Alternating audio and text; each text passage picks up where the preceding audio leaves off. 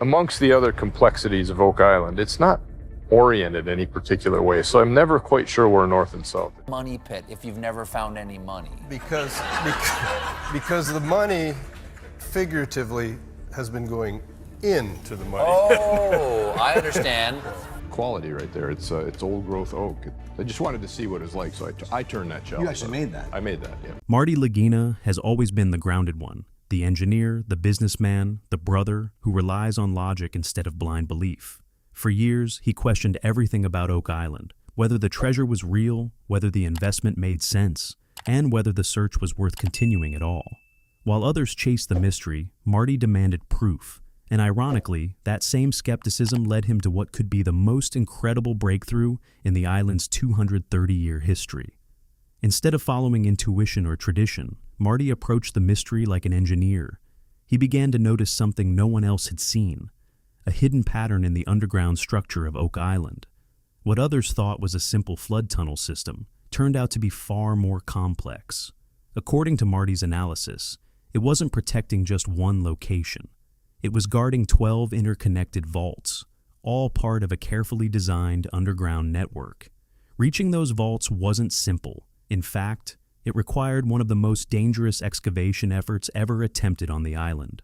Marty realized that to access the chambers safely, the entire flooding system had to be neutralized at once. That meant multiple excavation points had to be perfectly synchronized.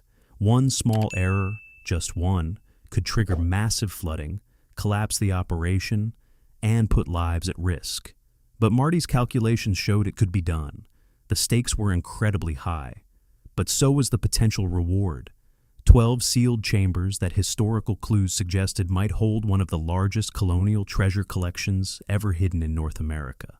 When the plan finally worked and the first chamber was opened, revealing gold, silver, and priceless artifacts, Rick was left speechless.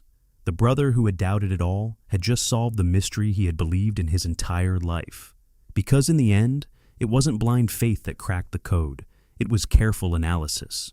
Marty's methodical thinking didn't just uncover treasure, it proved that sometimes the person who questions everything is the one who finds the answers. This breakthrough didn't come from a lucky dig. It came from stepping back and looking at the bigger picture.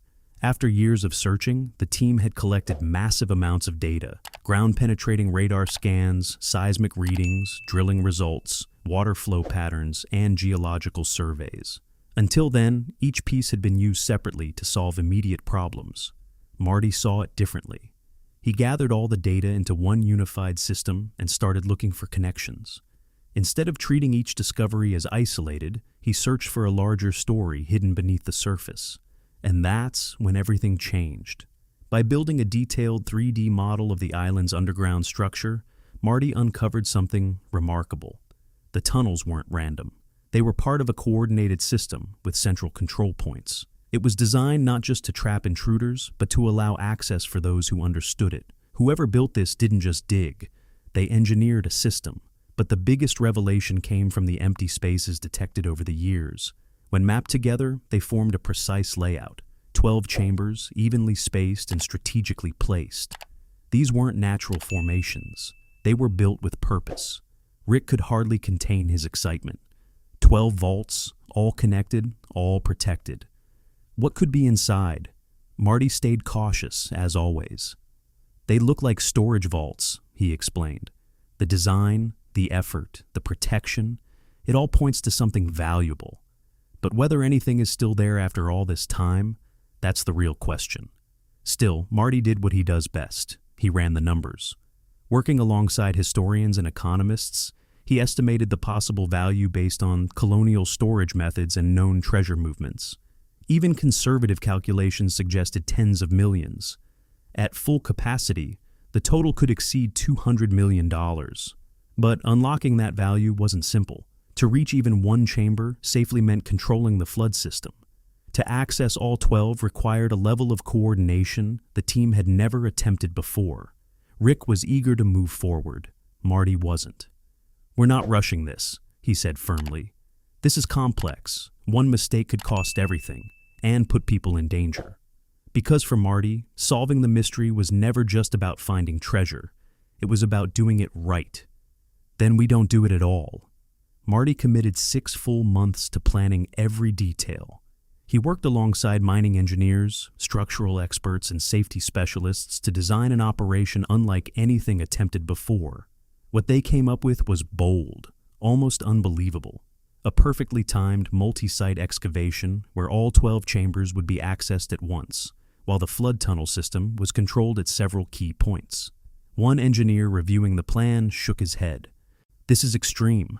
The level of coordination you're asking for, everything has to happen in exact order, or the entire system could fail." Marty didn't disagree. "That's why we rehearse it, simulate it, and prepare for every possible scenario before anyone steps into danger. The numbers say it can work. The engineering supports it. We can do this safely." Rick trusted him, even when it sounded impossible. "You're confident this will hold?" Rick asked. Marty walked him through the data, the simulations, the backup systems layered on top of each other. "As confident as I can be with something this complex.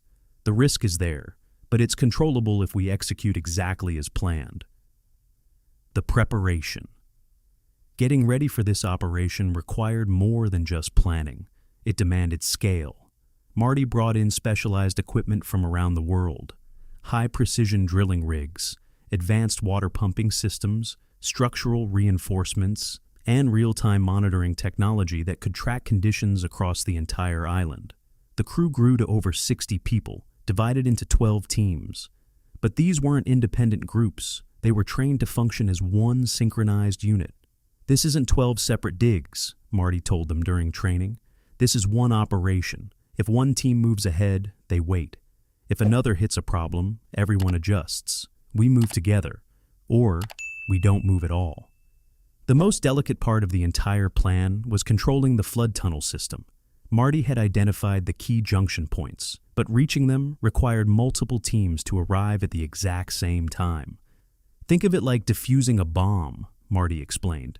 "You can't cut one wire. You have to cut all of them at the same moment. That's what we're doing here." To manage the risk, engineers installed a monitoring system that tracked water pressure throughout the tunnels. Even the smallest fluctuation would trigger instant alerts, giving the teams only seconds to react. Safety was everywhere. Every team had evacuations protocols. Emergency pumps were ready for worst-case scenarios. And Marty added one final safeguard: a dead man's switch. If communication dropped with any team for more than a minute, everything shut down immediately. One crew member turned to Rick and said, "Your brother's running this like a military operation." Rick nodded. "Because it has to be. If he's right, this is the biggest treasure recovery ever attempted. And if he's wrong, people could get hurt." Government observers were present. Insurance coverage reached unprecedented levels. Emergency response teams stood ready at all times. Even with all that, uncertainty remained. The system was over 250 years old. Parts of it could behave unpredictably. The night before the operation, Marty addressed the team. "We've prepared as much as humanly possible. Now we move carefully, communicate constantly, and trust each other. Tomorrow, we find out if engineering can solve a mystery that's lasted over 2 centuries." The excavation begins. The next morning, teams took their positions across Oak Island. In the command center, Marty stood beside Rick, surrounded by screens showing live feeds from every site. "All teams, this is Marty. Final check, report in." One by one, each team confirmed. Ready, operational, standing by. Marty paused for a moment. This was everything. Years of work, months of preparation, millions invested. "Begin excavation. Stay synchronized. We move as one." And just like that, it started. 12 teams digging at once. Every move coordinated. Every update shared in real time. From the command center, Marty tracked everything: depth, pressure, structural stability. Team 4, slow down. Match Team 9's pace. Team 7, pressure's rising. Boost pumping by 20%. Everyone else, maintain position. The first major challenge came as teams approached the flood tunnel junctions. Timing here was critical. Everyone had to arrive within minutes of each other. "Teams 2 and 5, you're behind. Can you speed up safely?" "Team 2 here. We've hit dense soil. Need 15 more minutes." Marty didn't hesitate. All teams adjust. We wait for Team 2. No one moves ahead. The delay was tense. Every second felt risky. Finally, Team 2 clear, back on track. At 3:47 p.m. on the third day, all 12 teams reached their junction points within just 90 seconds of each other. Marty leaned forward. This is it. On my mark, neutralize. 3, 2, 1, mark. All 12 teams acted at once. Pumps activated, valves opened, drainage pathways cleared. For half a minute, nothing changed. Marty stared at the monitors. Then slowly, the pressure readings began to drop. Not suddenly, not dangerously, smoothly. It's working, Marty said quietly. We've got control. Relief spread through the room. All teams, excellent work. Proceed to chamber access. The first breakthrough. With the flood system neutralized, teams advanced toward the chambers. According to Marty's model, the vaults lay between 40 and 75 feet underground, arranged with precise spacing. Team 1 reached their target first. Command! We've hit worked stone. This is man-made. Proceed carefully. Document everything. One by one, other teams reported the same. Constructed walls, sealed entrances, clear signs of intentional design. Then came the moment. Command! Team 6 here. We've opened the chamber, sending live feed. All eyes turned to the screen. Inside, stone walls, wooden supports, still intact after centuries. And along the edges, containers. Multiple, neatly arranged. Marty's voice was steady, but the weight of the moment was clear. Team 6, what do you see? A pause. Then the reply came. Command, we have something extraordinary.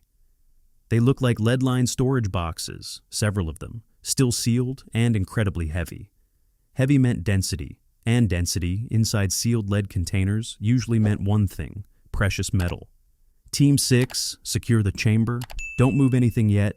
Document everything first. Inside the chambers. Over the next week, all 12 chambers were carefully opened, recorded, and analyzed. Each one had its own variations, but the overall pattern was unmistakable. Sealed containers filled with valuables, artifacts, and in some cases, historical records preserved inside waterproof lead cylinders. Chamber 1, 47 sealed containers. Contents: gold bars, Spanish doubloons, religious relics. Estimated value, $18 million. Chamber 2, 52 containers. Contents: silver bars, French colonial coins, navigation tools. Estimated value, $15 million. Chambers 3 to 5. Similar finds with different quantities. Combined value, $42 million. Chamber 6, the largest of them all, with 89 containers. Contents: large volumes of gold bullion, gemstones, and intricate metalwork. Estimated value, $31 million.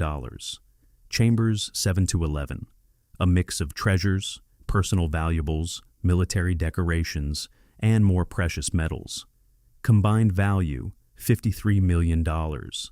Chamber 12, the deepest vault, nearly 75 feet down. Contents: completely different, documents, maps, and official colonial records. Historical importance, immeasurable. Artifact value, $22 million. Across all 12 chambers, the estimated total came to $181 million. But the real story wasn't just about money. The documents from the deepest chamber revealed the truth behind everything. The Oak Island vault system had been built by French colonial officials between 1748 and 1751. Its purpose? To hide wealth from an impending British takeover. It was meant to be temporary storage, retrieved once it was safe. That moment never came.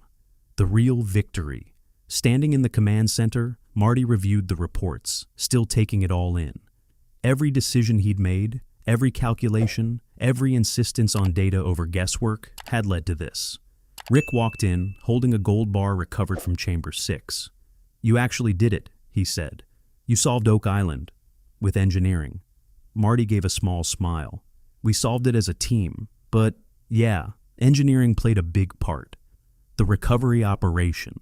It took 3 months to carefully extract, preserve, and catalog everything. Every item was handled according to strict archaeological standards. Experts, museums, and government officials were involved every step of the way.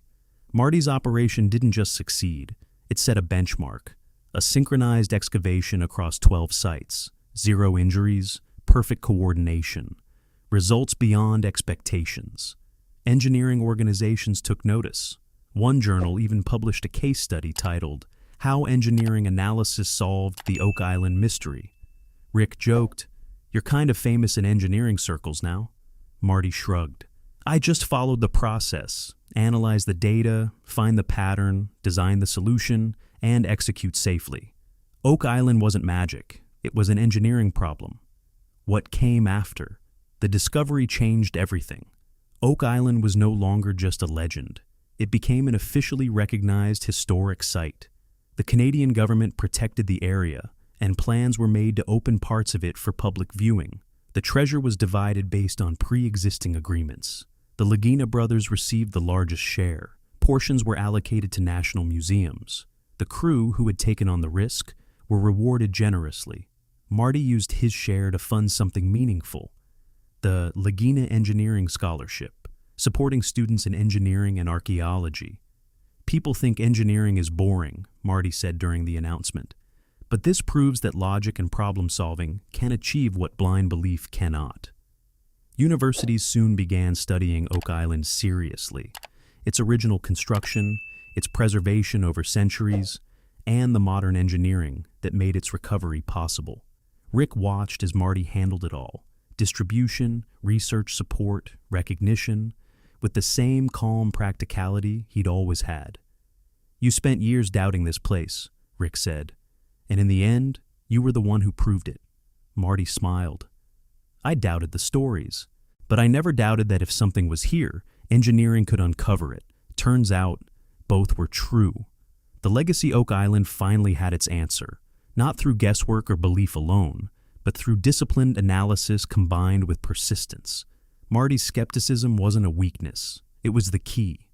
By questioning everything, demanding evidence, and relying on data, he cut through centuries of speculation and found a real, workable solution. "This is how you solve problems that seem impossible," Marty said in an interview. "Not with luck, but with careful thinking, planning, and execution." Conclusion. For over a decade, Marty Lagina was the skeptic of Oak Island, the one who questioned, calculated, and refused to believe without proof. And that mindset is exactly what led to the breakthrough.